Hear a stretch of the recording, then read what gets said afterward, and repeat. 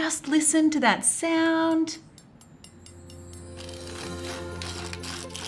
Oh my goodness, now that's the sound of Christmas, my friends. How do you make the crispiest, foolproof porchetta with a little fragrant Asian twist, of course, and the stuffing to beat all stuffings? Smoked chicken, shiitake, all the things.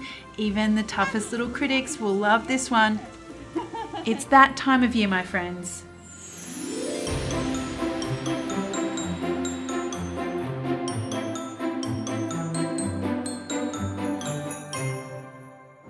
Now let's get going on the pork first of all. So our Asian style porchetta has a really beautiful fragrant spice paste through the center.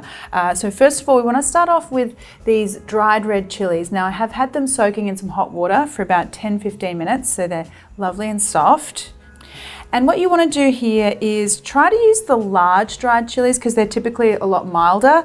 And this isn't too, it's not spicy at all, guys, as long as you're using a milder chili here. Because I know at Christmas time, you've got to count for everyone's tastes here. So a nice mild one, and just squeeze out that liquid.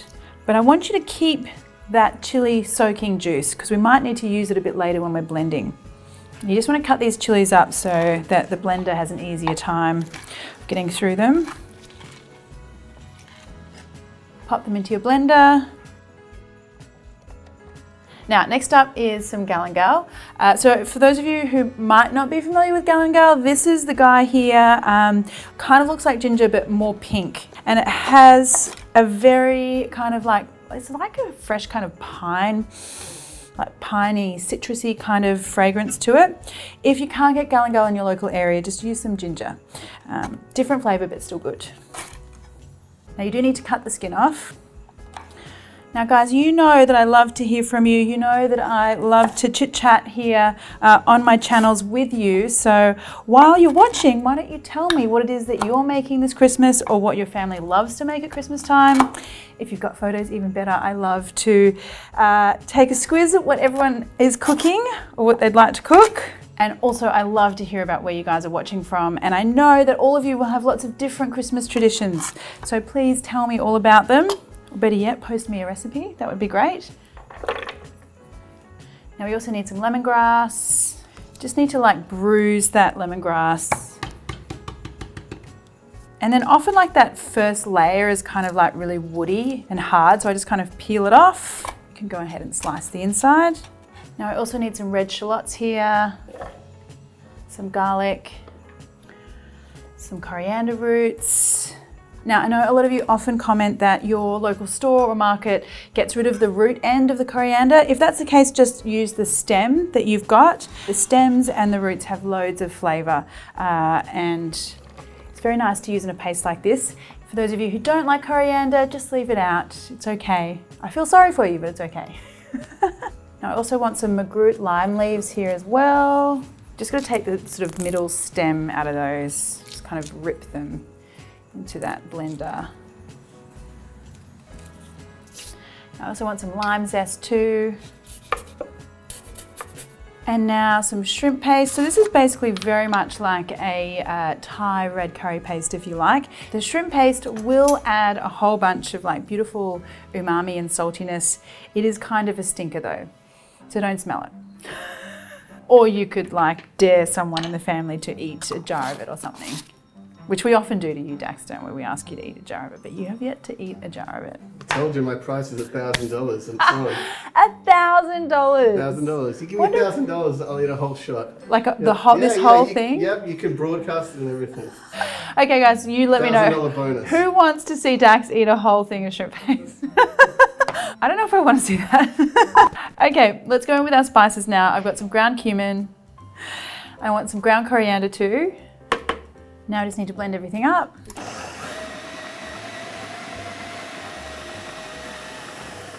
Now this is where we can use our chili soaking liquid because the extra moisture will help the blender kind of grip better on the ingredients and make it a bit smoother. I like the chili liquid because it's sort of flavored with the chili already, and that water will actually evaporate off when you kind of sear the curry paste. Unlike an oil, some people add oil when they're making a curry paste, but the oil kind of emulsifies, I think, and changes the texture and flavour. So I much prefer the liquid. Okay, let's blend this guy again. All right, let's take a look. It smells so good. Very fragrant.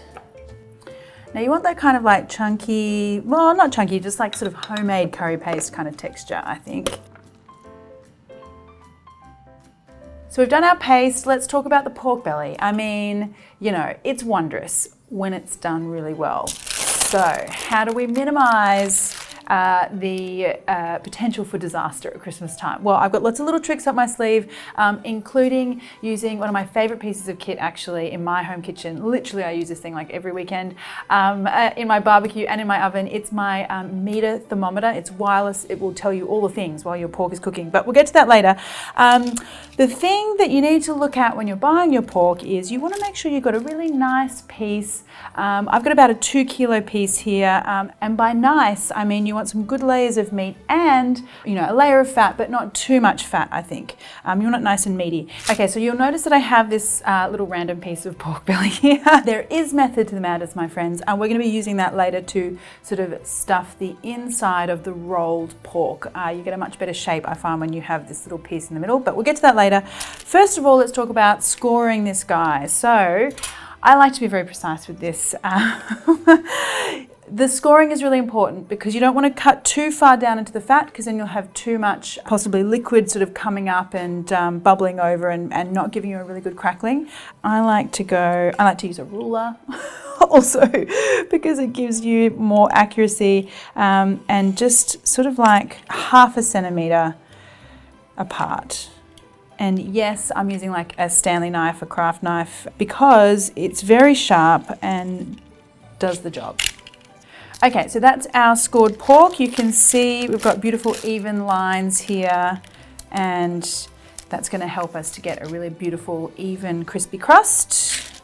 Now with our little piece here, I do want to take the skin off. So the easiest way to do that is cut through on the end here, flip it over, and then sort of like hold the knife at a 45-degree angle and then just wiggle that skin. So far, so good. Now let's get our paste onto our pork. So I want you to save some of this paste, about 1/4 cup, for a little sauce we're going to make later on. So the rest of it can go onto the pork. And just smooth that all over the pork meat. Now our little piece goes on the top, and then you just roll that pork over.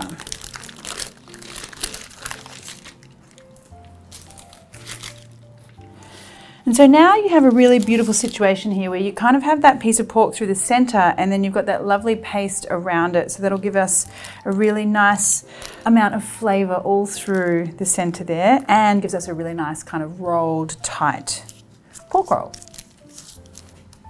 All right, so to secure and tie everything together, I have a little trick here. So take yourself a fairly long piece of string, fold it over, and then just slide that under the pork roll. And you just want this piece to be able to come up into the center. So just pull that up, pull the end pieces through, and then if you go like that, then you've got a nice little tie. Okay, so then if you go this way, put your finger there and then roll that under and through here, and you're looking really nice and neat and tidy here. Okay, so I'm going to run out of string here, so if that happens, just grab a bit more.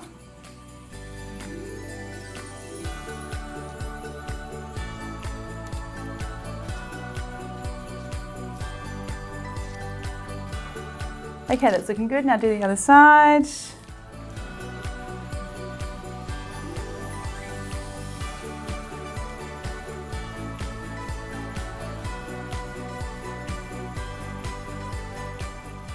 Okay, so now you just kind of flip this pork over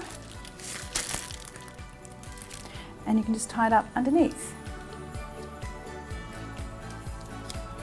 So now this is very neatly, beautifully tied.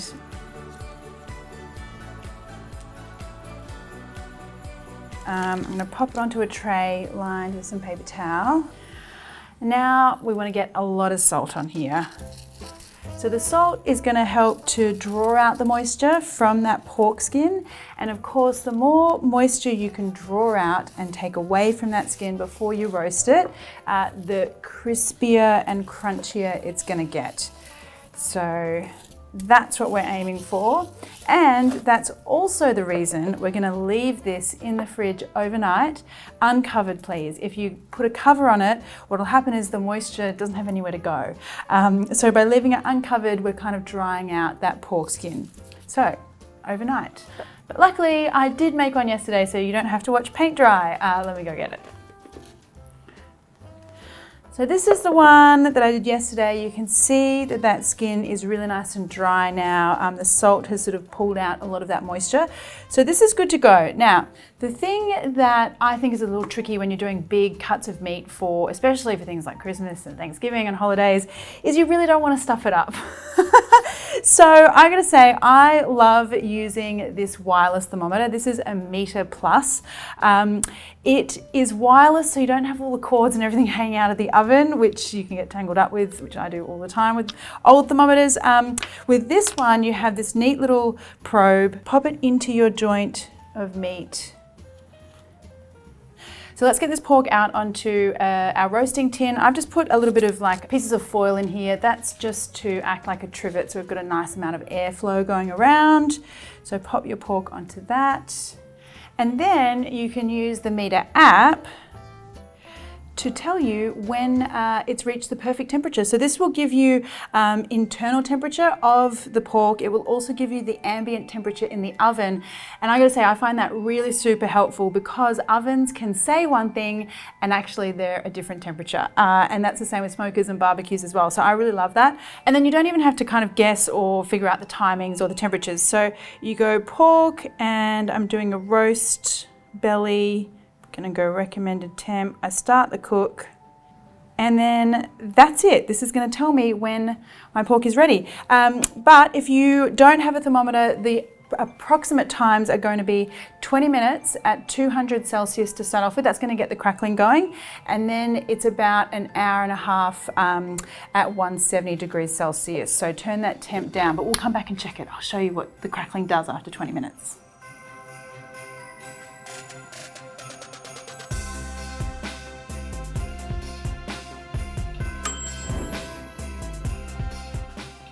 Okay, so this is what we're looking like after 20 minutes. We've kind of got that pop, like the crackling's just starting to go.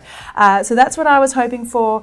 And now I want to concentrate on developing that crackling further, but also cooking the pork all the way through the center.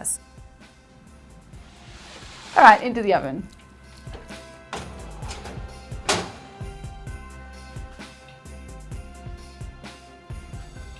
Okay, so stuffing. I don't think that I ever used to make very good stuffing. or I never had a good stuffing. Like, I always thought stuffing was really bad. Anyway, this version, I have to say, I love this version. It is so interesting, but still has that like beautiful comforting kind of stuffing factor. You'll see what I mean. Now this also, coincidentally, is very good to make the day before. It'll reheat beautifully. So I'm gonna start off with some oil. Now we're going to go in with some Chinese sausage. I guess the first of the untraditional ingredients. So if you've ever had Chinese sausage before, it's also known as a lapchong. It is like this sweet, porky pop of deliciousness in any kind of dish, usually in fried rice, typically actually, but it's really good in this stuffing. So pop that in. If you can't find lapchong, you could use some diced pancetta or some bacon even as well. Now for my other little secret, not so traditional ingredient, we're going to go in with some smoked chicken. Now that might seem a little unusual, but smoked chicken it gives you this really great interest that is more than bacon. You kind of get like these little pops of savory smokiness throughout the stuffing, which is so cool. Love it. Now you just want to give that pork sausage time to kind of render out its lovely fatty flavour.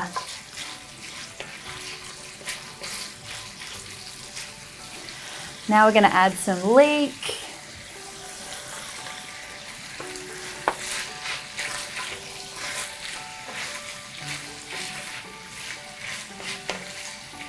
some celery.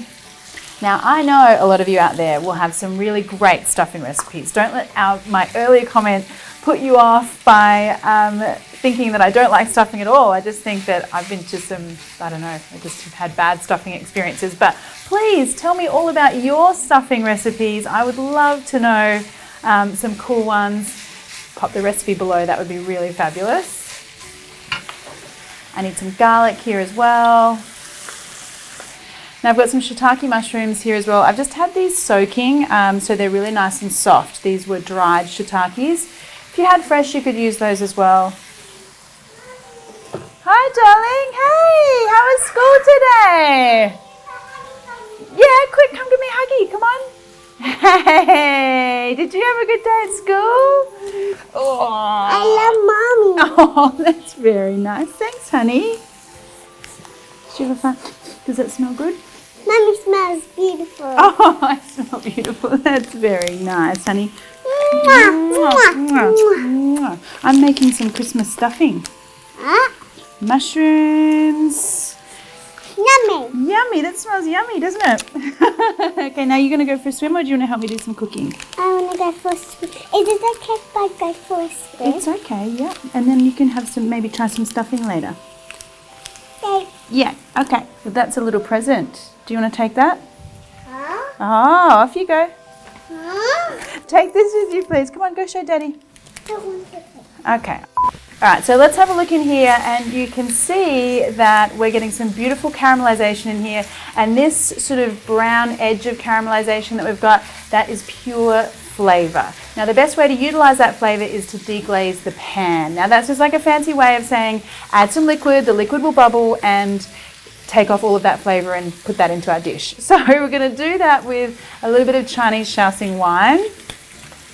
And see that bubbling, how it kind of lifts that caramelization off the side. So that's what we want.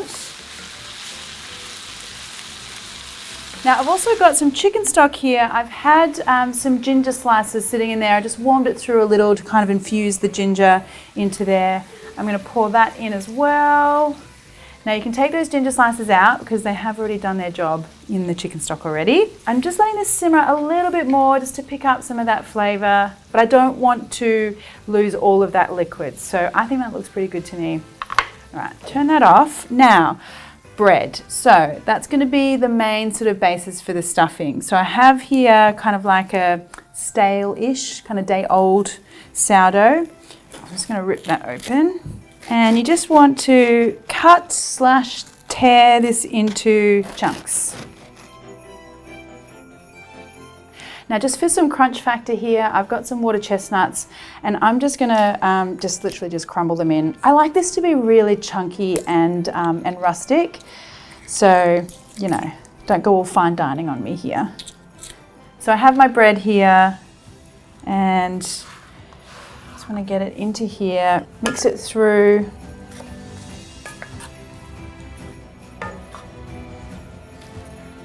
I'm also going to pour in some melted butter.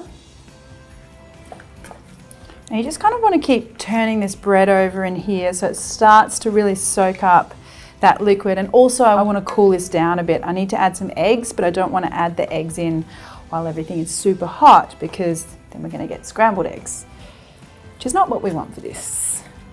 Now a couple of eggs here. Okay, so this looks like it's pretty good here. I'm going to add in my eggs.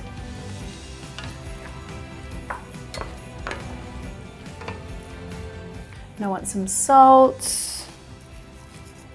some white pepper. Do you think maybe it's an Australian thing, Dax? Like, do you think, like, to me, like, stuffing is like, you know, the stuff you get in like the rotisserie chicken, and like that's like pretty much it, right? Dude, like, so my grandma used to have stuffing sandwiches, and it was the most revolting thing I've ever seen. And she didn't have teeth either, so it was like double gross. Oh, this is so fun, like Christmas stories with Dax. All right, let's get this into the oven. It only needs about 25-30 minutes or until it's got a lovely golden top. So let's pop that in.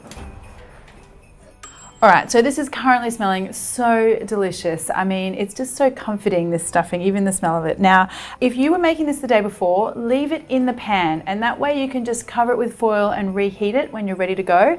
But when you are ready to serve, what I like to do is dig out sort of chunks of that stuffing. Make sure you get lots of that crusty top on there. Ah, so good.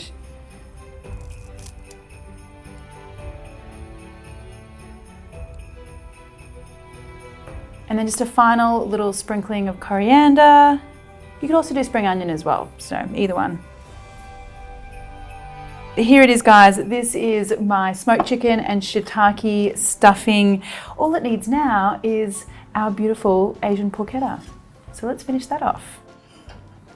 So our pork is nearly done. It is literally killing me with all that. You know when you're cooking pork belly and the whole house just smells so delicious, you want to eat your arm? I mean, this is where we're at the moment.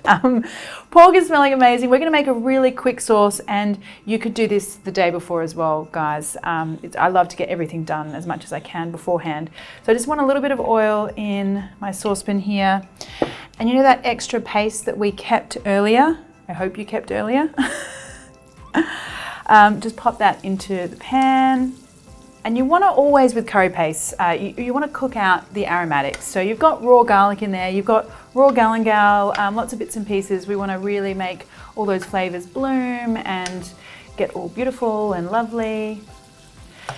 Just like a couple of minutes, and I'm now smelling all those wonderful aromatics. So now I'm going to go in with some coconut milk. And we're going to season this up with some palm sugar.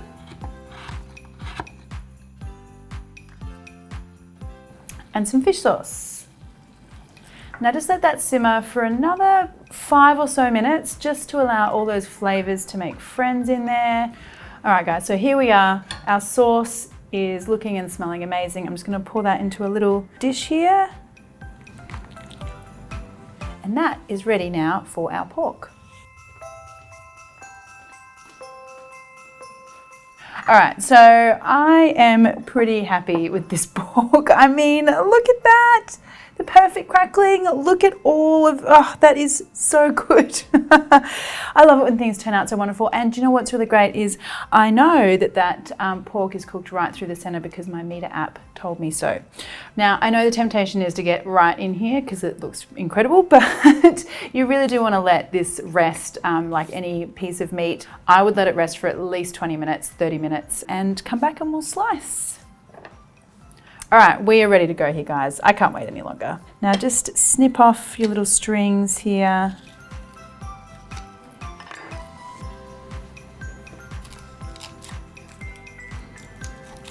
Let's get in here now. I mean, just listen to this, would you? That sound is so perfect. And now here we go. Are you ready?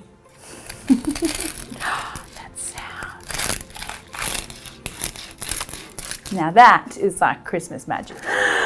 That's just so perfect. Look at that through there, that center, that beautiful ring of spice in there. That crackling. I like to call it like a fluffy crackling. You know how sometimes crackling can be crunchy, but it's like really tough and hard? This is like a really beautiful, light, fluffy crackling. So good. Okay, so the way I would serve this is pop a piece out onto serving platter and put your slices out as well. Sometimes it's nice to kind of leave a little bit so you could do a little bit of carving at the table as well. And now I've just literally cut some limes in half and just grilled them in a pan. Just they've got some nice color. And some magruit lime leaves here as well. I really love to freshen up this kind of roast because I think it's nice. You've got that kind of heavy meat, but then you've got that beautiful spicing through the center and then that lovely fresh green around the outside. And then of course we have our sauce. So there you go, guys. A really impressive main course for Christmas, but also very easy if you take it step by step with all the little tips and tricks. Now I need to get in here because, you know, there's pork. Okay, some pork, some of my sauce.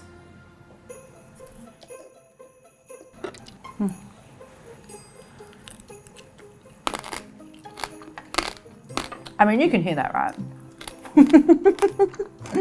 That crunch is insane.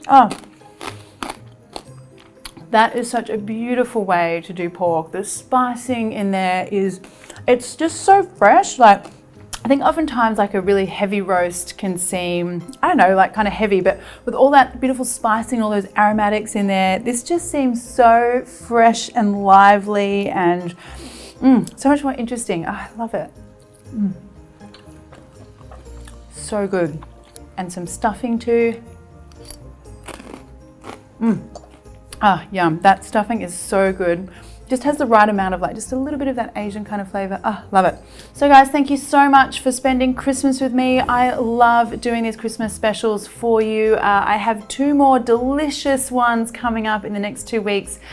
So don't miss out on those. And yeah, I hope you have a very safe, healthy and happy holiday season. Bye.